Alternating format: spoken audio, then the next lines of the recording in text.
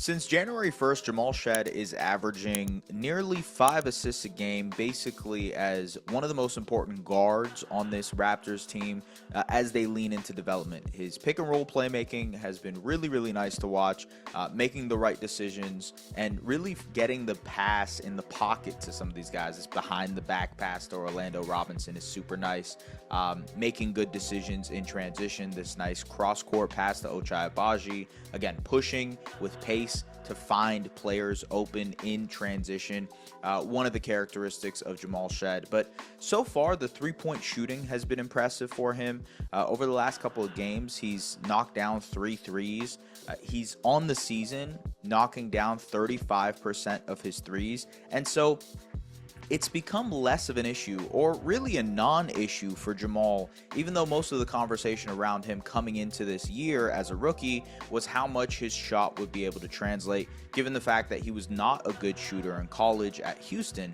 But so far, it's been pretty impressive. And if he's knocking down looks like this, these pull-up threes in transition that has people talking about Kyle Lowry, it gets people really excited. And I think ultimately, Jamal has been one of the more exciting rookies to watch, and honestly one of the most consistent rookies to watch this season for the Raptors. Obviously, he's an older player, and so he's coming in with, I guess, more readiness to compete at the NBA level. But his decision-making has improved a lot in his rookie year. Early on in the season, a lot of turnovers, a lot of misread plays, trying to get the pass where it wasn't necessary. And now he's kind of in rhythm, in pick and roll situations. He's finding Jakob. He has a chemistry with Orlando Robinson.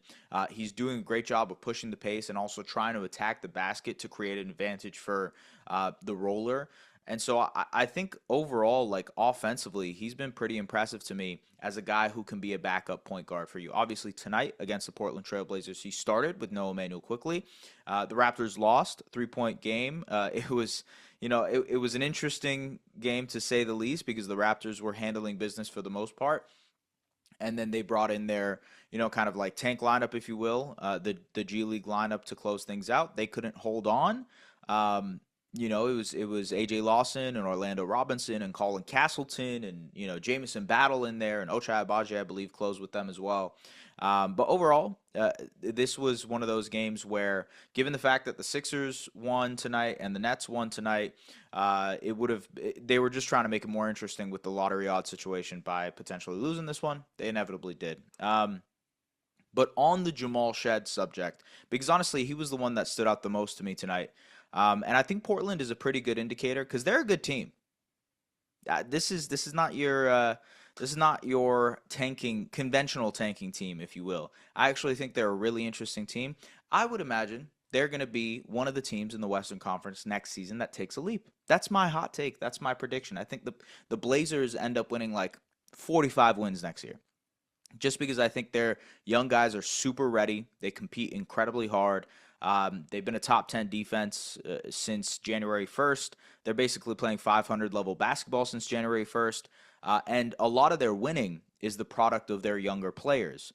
Toumani Camara, Scoot Henderson, Simon's playing well. Denny Avdia, Donovan Clingan, their rookie, is also playing well. So all of these young guys are contributing and winning. It's helping them on the developmental front, and I think they're kind of developing an identity with that group as being like hard-nosed, really, really great defenders. And all of those qualities I just shared with you guys about the Blazers apply to the Toronto Raptors too. They have been one of the best defenses since January 1st. They're playing basically 500 level basketball. Their young guys are leading them to wins. And so you have this situation where, yes, they're resting certain players on a night-to-night basis. Obviously, tonight it was Quick not playing, and RJ had an illness. And so it was Jakob and Scotty playing with those guys instead. The other night it was basically all three of RJ, IQ, and Scotty playing.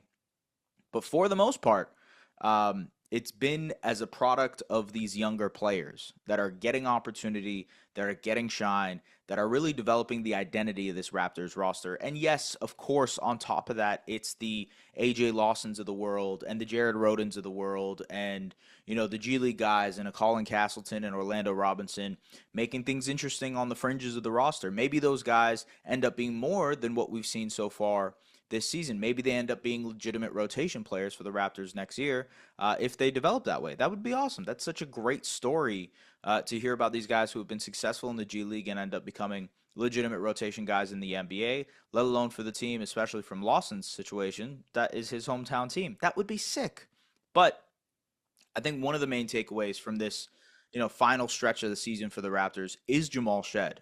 I think he's been excellent as a decision maker for them.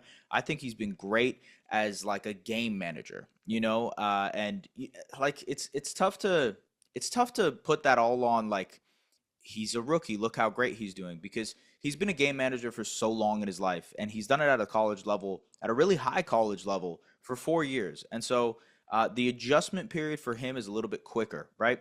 He can kind of adjust to the situation a little bit faster than, say Scoot Henderson, who obviously is a highly touted pick, did 2 years at G League Ignite, and took a while before he started looking the way that he has recently. Jamal, on the other hand, really, really great college player, an electric college player. And so the learning curve for him to be a solid bench point guard for you in the NBA is a little bit less steep. Actually, I was skiing today this weekend, and so that decline is a little bit less steep for a guy like Jamal Shead to deal with because he's figuring it out. And I think overall, one of the indicators that you can look at for what he's figuring out is the playmaking, is the fact that he's kind of setting the table for guys, is the fact that he's managing games by pushing the pace, by making sure that guys get their touches, making sure that they run the offense, making sure that, like, hey, if a guy hasn't got a touch in a little bit, if Jamison Battle hasn't got a shot in a little bit, let's get Jamison Battle a shot. You notice these moments on the court with Jamal. And I think that's a level of leadership that's actually really, really impressive from a guy like that. It's also expected from a guy like that. So I like Jamal a lot, and I'm excited to see what year two looks like for him because there's opportunity on this Raptors squad, obviously, for him to have a bigger role, for him to eventually be a six-man and maybe even eventually one day a starter. And I think really there is that level of potential. There are a lot of things that have to happen in order for that to get there, for him to get to that point. He obviously has to become an even more potent knockdown shooter.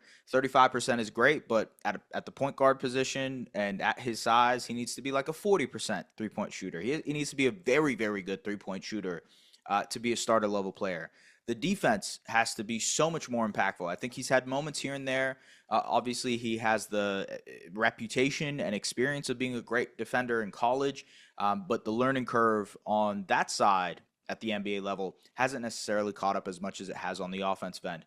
Defensively, I think certain guys can really outsize him. He's a little bit smaller, and so it's easier for certain guys. Anthony Simons even tonight had some moments where it was like, oh, pick and roll, pull up, you're going to get caught around a screen. That's daylight for me, not a problem, because he can't contest that because Simons is a pretty big guard. I think he's like 6'5" or something.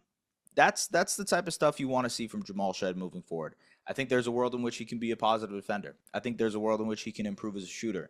But the other side, the stuff that he's already succeeding at, making plays, being able to run the offense, being the sort of table setter for his teammates, all of those things, super, super successful in.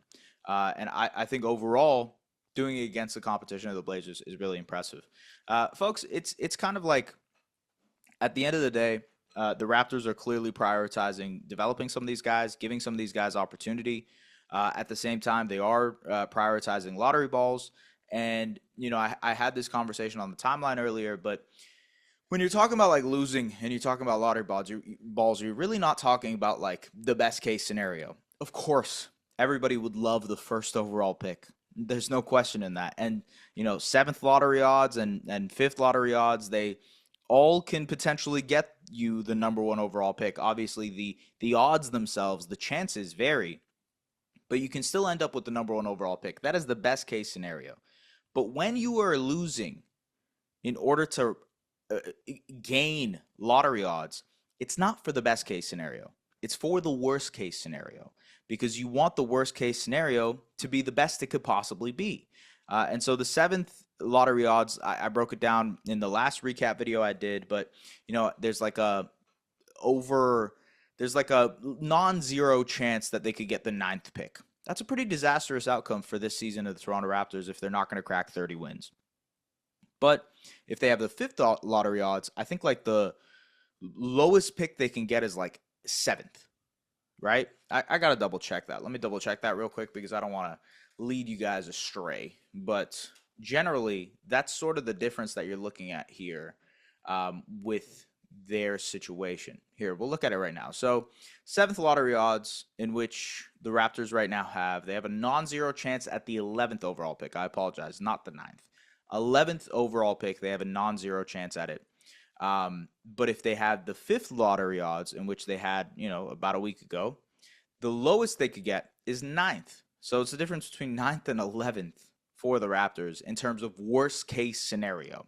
Now, obviously, those worst case scenarios are very, very small. 0.6% chance at 9th pick, a non-zero chance at the 11th pick.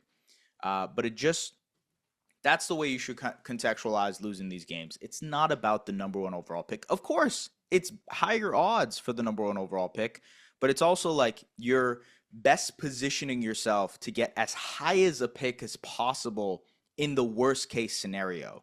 And actually, a situation like the Detroit Pistons is a pretty good situation to think of because the Pistons really had bad luck in the lottery. Obviously, they got Cade Cunningham that year. Boom, got themselves a star. He looks incredible. Shout out to Cade. But everybody knows, other than that, they've got the fifth overall pick. I believe Jaden Ivey was the fourth overall pick. And these are all moments where they should have got a top 3 pick because their record was that bad. But it still got them the fifth pick because that was the worst possible pick that they could get. And so that's something to just contextualize. It's actually pretty important in moments like this. And it's important for the Toronto Raptors to be able to add. And I think that's what they're doing right now. The saving grace of this, when you're watching these games, is for moments like Jamal Shead, is for players like Jamal Shead who are really progressing, who are really showing you what they can possibly be. And for you to get excited about that, because I don't think, and everybody's talked about it. Brian Windhorst had that quote where he's like, what are the Raptors doing? Nobody understands why they're accelerating their rebuild, et cetera, et cetera. I don't really care about that. Truthfully, I don't personally care about what nobody should care about what execs say. But at the same time, like, this team is going to be better next season. If you want an example of that, look at the belief I have in the Portland Trail Blazers. The Blazers have been generally a pretty identical team to the Toronto Raptors since January 1st. Yes, they have a lot of young talent. That's interesting. And they're playing well. They're a top 10 defense. They're doing their thing. They're winning these games in impressive fashion. Their high-end talent is performing in a really good way. On the other side, the Raptors, some of those things can apply to them as well. Top 10 defense since January 1st, playing 500 basketball. Some of their younger guys are developing their identities. Maybe there's a leap in there. And they're missing Brandon Ingram, which is a big part of this equation here. You add Brandon Ingram to the mix, you add potentially a high lottery pick, you're looking at a pretty good team next year. So maybe they were right to accelerate that rebuild. Anyways, folks, as always, subscribe to the Raptors Republic YouTube channel. Appreciate you guys for tapping in. We'll see you guys soon for more Raptors Republic content. We got some draft stuff coming your way, by the way, between Cody, Samson, Trey, and them. They're all doing a bunch of draft stuff. Me personally, I like to kind of take a step back when it comes to the draft. I will be more locked in once I know what pick the Raptors get, because then it gets interesting to me. I can talk about Cooper Flag all you want right now, but if the Raptors don't get the number 1 overall pick, there ain't no point in talking about Cooper Flag. So we'll figure it out. Anyways, see you guys later. Bye-bye. Peace.